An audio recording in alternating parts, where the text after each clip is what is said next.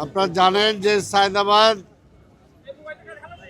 একটা আধুনিক bus terminal, কিন্তু ব্যবহার যদি না হয় তাহলে তো এটা ব্যবহারযোগ্য থাকে না।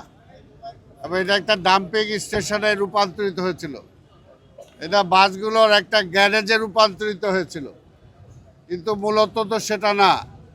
মূলত হলে এটা একটা, এইখান থেকে লোকজন আসবে, গাড়িতে উঠবে, তারা যাবে, আবার অন্য জায়গা থেকে আসবে, এইখান থেকে নামবে, এইখান থেকে আবার অন্য গাড়িতে করে তারা তাদের ডেস্টিনেশনে যাবে, বা তারা নিজেদের গাড়ি করে আসবে, সেই গাড়িতে আবার ফেরত যাবে।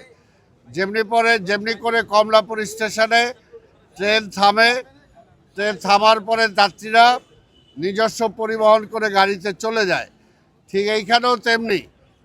এটা হলে এইখানে যাত্রীরা আসবে, বাস এখানে থামবে, এইখান থেকে যাত্রীরা উঠে তাদের যাত্রাপথে, যেটা সিলেট যেতে চায়, যেটা চিটাগাং যেতে চায়, যেটা দক্ষিণবঙ্গে যেতে চায়, তারা সেদিকে যাবে। আবার ওইখান থেকে যারা আসবে, এইখান থেকে আসার পরে হয় তাদের প্রাইভেট বাহন থাকবে, আর না হয় বাসে করে, আবার তাদের বা রিক্সায় করে তাদের নিজস্ব এলাকায় তারা যাবে। কিন্তু এতদিন সেই ব্যবস্থাটা এখানে অনুপস্থিত ছিল। আমরা এটাকে পরিষ্কার করেছি, আরও পরিষ্কার হবে।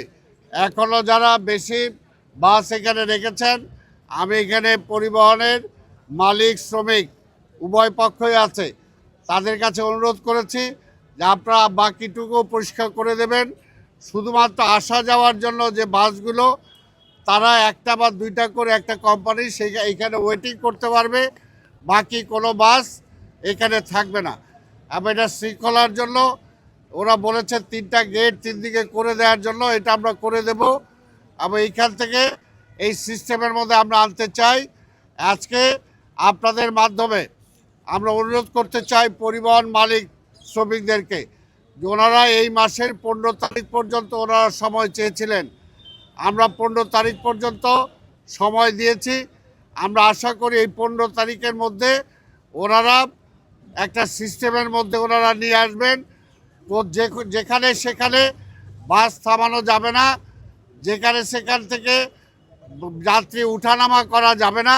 যাত্রী উঠানামা করার জন্য যাত্রীদের আজকে যে টার্মিনাল আছে, যারা ঢাকার বাইরে যাবেন তারা টার্মিনাল থেকেই তাদেরকে উঠতে হবে। তো সেই কারণে আমরা আশা করব মালিকরা, শ্রমিকরা সেইভাবে সেই ব্যবস্থাপনায় ফিরে আসবেন, কারণ এটা শৃঙ্খলা ছাড়া কোনোভাবেই ভালো কিছু করা সম্ভব না। কাজে পরিবহনেও আমরা একটা শৃঙ্খলা ফিরে আনতে চাই।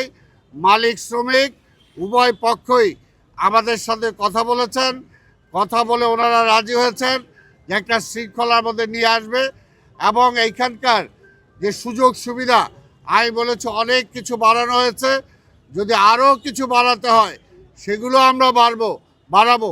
এসি বাসের জন্য আমরা বলেছি আলাদা একটা, আমার হাতের বাঁ পাশে যে জায়গা, এইখানে এসি বাসের জন্য আমরা জায়গা করে দেব। তোমরা তাদের সাথে আলাপ করে এখানে যাতে ওনারা চলে আসে, সেই ব্যবস্থাটা আমাদের করতে হবে। তা আমি সবার কাছে অনুরোধ করব যে আসুন একটা সুশৃঙ্খল মহানগরী আমরা গড়ে তুলি।